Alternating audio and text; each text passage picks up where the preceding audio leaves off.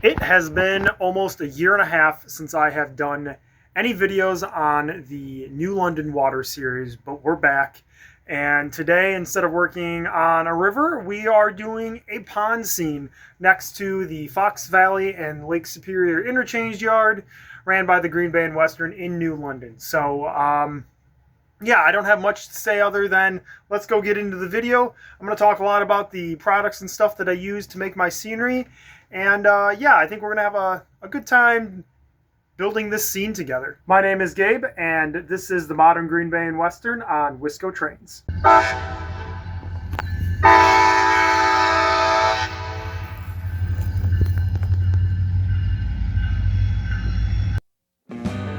So to start off, I'm using my Ryobi portable shop vac in order to clean up the area that I'm going to be working on. The New London Water series goes back a long time, at least over a year, and I figured that before I do anything, I should clean this up. As a side note, if you do not have a little mini shop vac like this, it doesn't have to be a Ryobi, but you know, if you have a DeWalt or whatever you're into when it comes to your tools and stuff, and you got the battery system, buy one. It's worth its weight in gold. I use it to clean the layout. I use it for a lot of other things. It's just a great little handy item to have around, not just the model railroad, but the house. Most of the paint I use is actually this apple barrel stuff that you get at Walmart or Hobby Lobby. It's pretty cheap acrylic. I'm using brown here for underneath everything. I don't really see a need to spend any more than you have to on something like this, where most of it's not even going to be seen.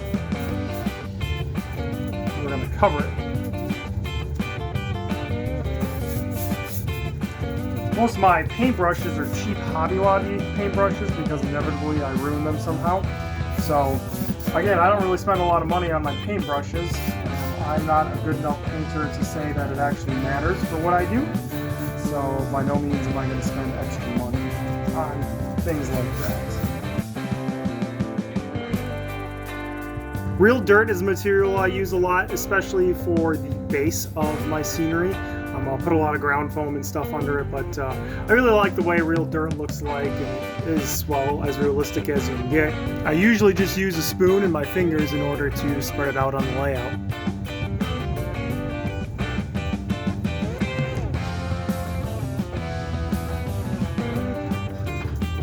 And this layer, I'm not too worried about being perfect.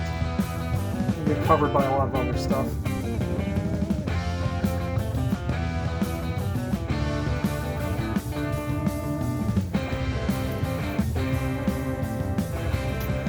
Sometimes I'll get these little hills here, which it's very hard to tell in this, but you'll see that I kind of made little mounds, unfortunately, when I was sprinkling it on. I'll use the backside of the spoon to kind of push these down and make them look a little better. They're not perfect like this, but it looks better than having an entire mound. And then, even though I really do like static grass and stuff, I do use a decent amount of ground foam, and this one is Earth Blend Woodland Scenics. And I kind of think it looks kind of like dead stuff, almost like dead grass or even dead leaves. And considering a lot of this around here is going to be kind of forested, I'm going to keep the bottom of my swamp empty. I'm going to use a lot of this to be the rest of the ground cover.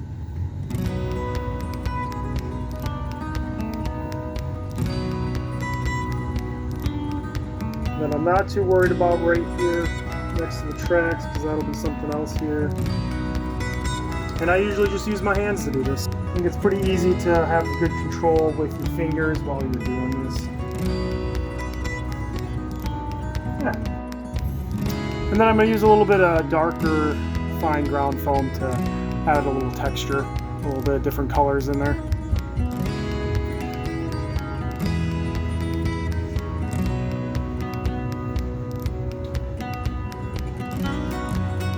I added in the ditches I got dug out here. A little more shadow, and also along the tracks, because there's not going to be trees there, so it will be a little different.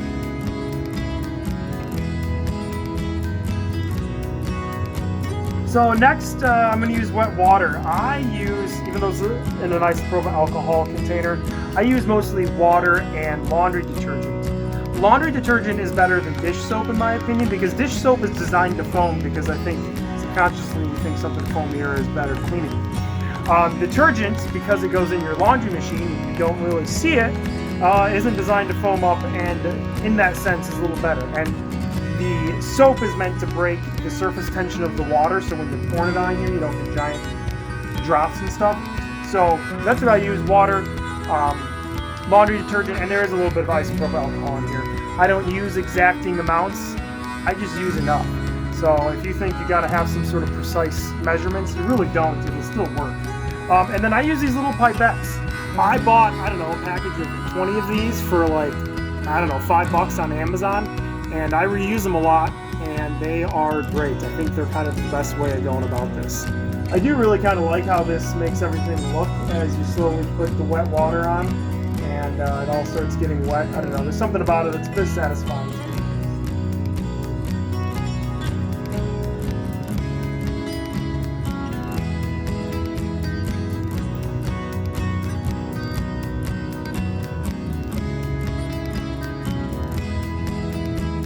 So the next thing that I'm going to use is what's kind of known as scenic cement, and this is my own mixture.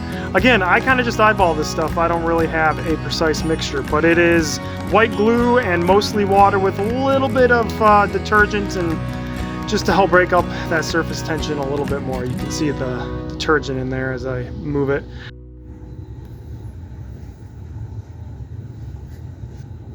I don't know what it is about the half magnification on my phone, but that looks a lot greener than it actually is. But I'm going to continue on, and again, using a pipette to put this all down and glue it in place, and this will be my base.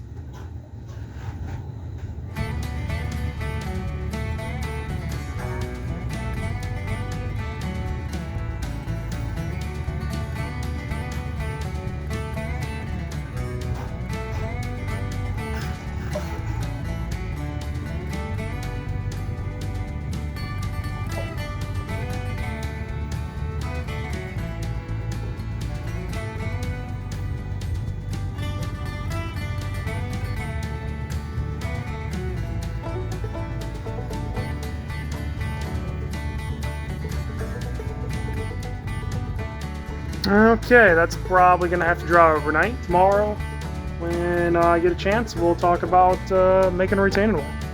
So this little bare area here is going to get some erosion control in the form of some rocks. And I'm using a homemade solution. I have two different grades of, well, what is essentially ground up concrete. I've mentioned this before, but this is stuff I took from my steps that were essentially jackhammered out of the front of my house and replaced, and I have sifted it into different grades. We're going to start with a coarser grade, and then I'm going to work my way with a much finer grade. So I'm going to put it along the edge here. Whatever falls a little too far away, I can always replace or move.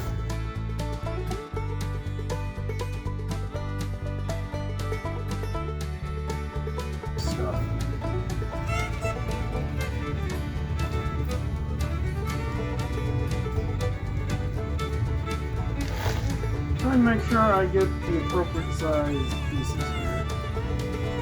That one kind of seems a little big and get pushed down a little bit.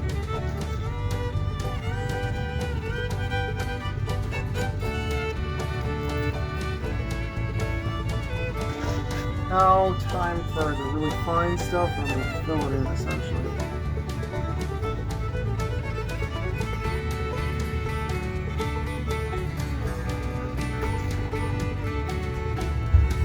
I wish I had grabbed way more of this stuff because it is really great material.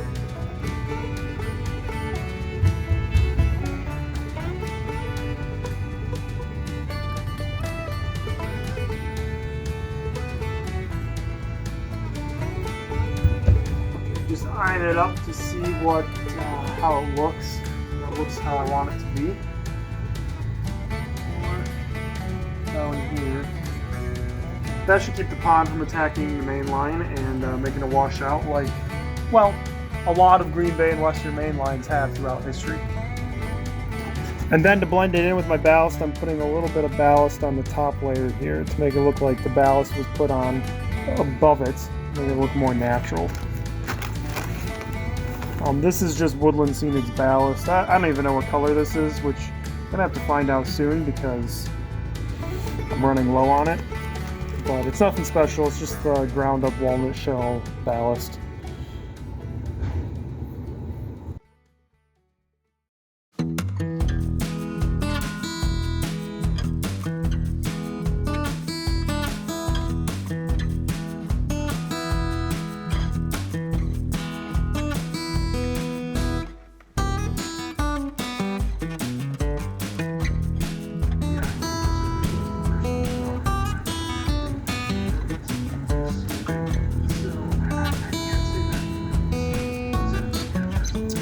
So I plan on this area being pretty wooded, and I need some deadfall for my woods, so we're gonna work on that. First thing I have is this lichen that is left over from making some background trees, and it actually turned out pretty good. It's lichen, it's essentially lichen covered in a little bit of ground foam, so I'm gonna use some of that. This was never anything I intentionally made, but it just kind of turned out that way.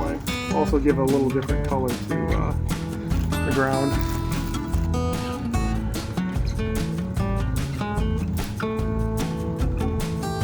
Next for my deadfall, I have plain brown lichen that I'm just going to cut up and put little small branch-sized pieces on the ground. I have a couple different pairs of scissors that I use. These are kind of more the surgical kind. I got them on Amazon, but I also have these, which I also got on Amazon. Maybe I'll flip them this way, and you'll be able to tell. These are a little easier to use in a lot of different situations, so I'm just gonna cut up the lichen and put it where the woods is gonna be.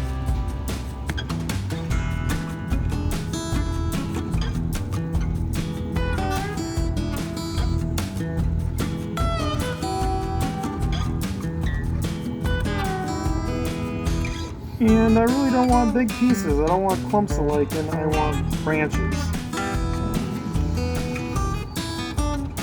Okay, and here's what the deadfall looks like before I go ahead and glue it all in. Then also the other side of the swamp. I'll show you that quick. So I'm going to glue all this in, and when that is dry, we'll move on to the next step, which at the moment I'm fairly certain is going to be static grass. Everything is mostly dry at the moment. Still a little bit of dampness here, but otherwise the area is dry and ready for static grass. First things first, get the static grass applicator. I use the Woodland Scenic Static King, and I need to put a new battery in this before we start using it. Okay. Brand new 9-volt. Pop the hatch, connector out.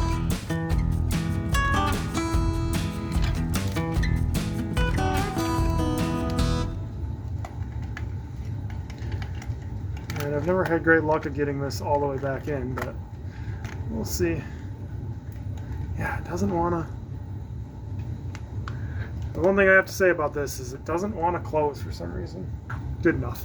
I've got a couple different kinds of Woodland Scenic grass. I have burnt grass, I have medium green, and I'm going to guess this is light green, but I got in a package and I don't have the rest of the packaging, so I'm not 100% sure, but pretty sure this is light green.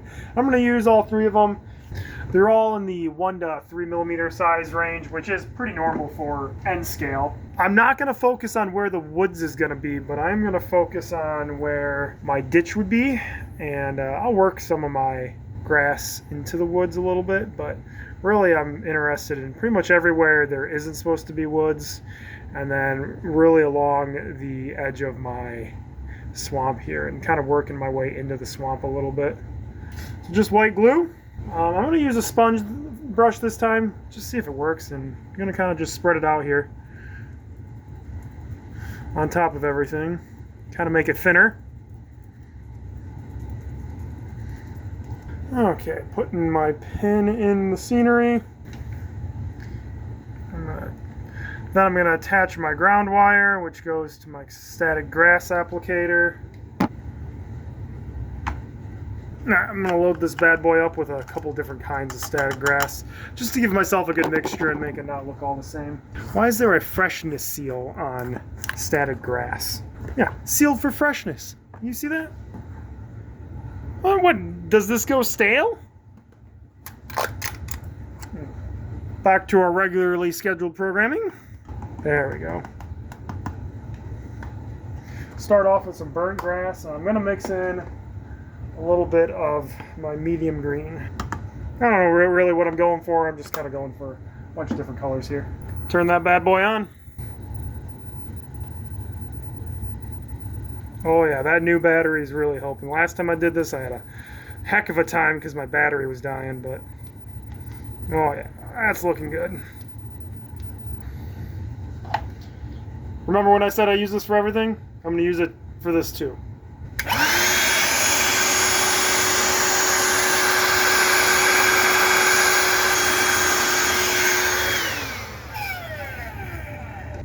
Okay, so this is really hard to see with the camera on the phone, but vacuuming it does two things. Not only does it help keep stuff standing, it also helps clean up all the excess stuff. So again, very hard to see, but it looks a lot better in real life. And you can see kind of where I'm going to have like a little more open grass and then actually where the woods is.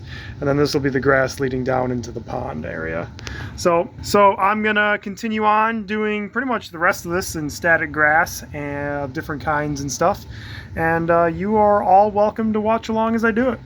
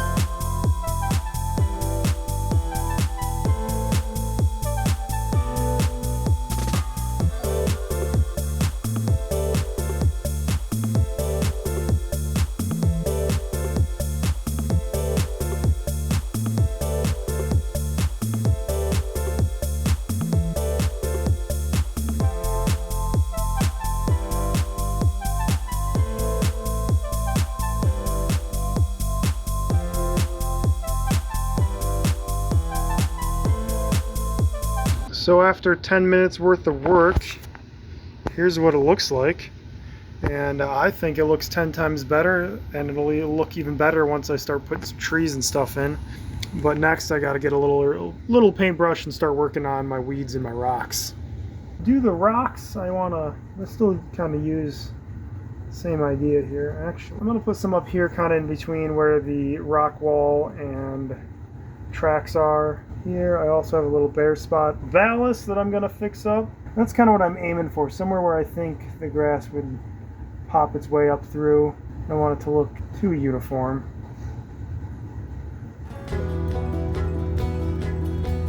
just spread it out a little bit. That's how I did these little piles in between the tracks. I shouldn't say piles, but little bits of weeds. And conceivably I have enough left over here to just make this look like there's some weeds in the rocks.